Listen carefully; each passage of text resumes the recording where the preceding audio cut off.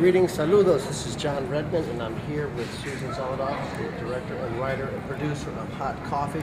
Ms. Saladoff, thanks for being here with us in New Orleans, and thanks for presenting Hot Coffee. Why don't you tell us, what is Hot Coffee? So Hot Coffee is a documentary feature film. We premiered last year at the Sundance Film Festival, and it's been on HBO. And the reference Hot Coffee is to the infamous McDonald's coffee case, the case that everybody thinks they know, but really no one knows, which is the woman who spilled coffee and then sued McDonald's. And so what the movie is it has 4 stories. The first one is sort of debunks the myths of the hot coffee case, but each story in the film represents a different way that we as Americans are giving up our rights to access the court system. And most of us don't even think about it or care about it until something happens to us personally. Okay. And in a nutshell, the other segments, what are those? So I actually present the stories as exhibits because I was a lawyer. And so exhibit 1 is what I call the public relations campaign, which is how this case and others like it were used by large corporations and the media to convince the public that the system is broken and that we need to have so-called reform.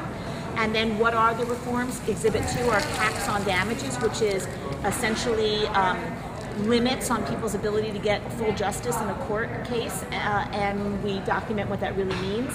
Third exhibit is called Judicial Elections, and we document the true story that's in John Grisham's book, The Appeal, about how our judges are being bought and paid for now by large corporate interests. And then the 4th exhibit is what's called mandatory arbitration, which is how we're signing away in contracts our rights to access the court system, and most of us don't even understand that we're doing that. And the big picture is sort of a gradual or not so gradual erosion of individuals' rights to go and ask in the courthouses to have our disputes decided fair and square without limitation. Well, the only place that we can hold wrongdoers accountable right now is in the court system as average citizens. And large corporate interests realize that, insurance companies, pharmaceutical companies, tobacco industry, they realized that they were being held accountable in the courts. And so they figured out that if they could get the public to think that the system is broken, that they would be willing to vote away or sign away their own rights. And what that means is that we don't have full access to the courts and they get to make more money. Because if we don't hold them accountable in the court system, they get to make more money. And that's what it's about. And people need to understand we only have 3 branches of government. We have our executive branch, our legislative branch, and our courts.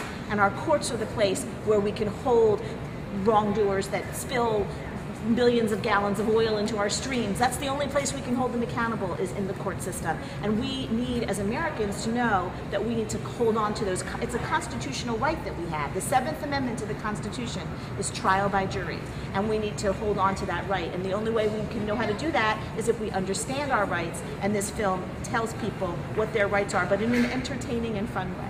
Ladies and gentlemen, the film is called Not Recommended Enough. As an attorney who represents people who seek to have their rights fairly and squarely adjudicated in our courts, Ms. Saladoff has done something that is striking, it's important, and it affects your rights. Please check it out on HBO.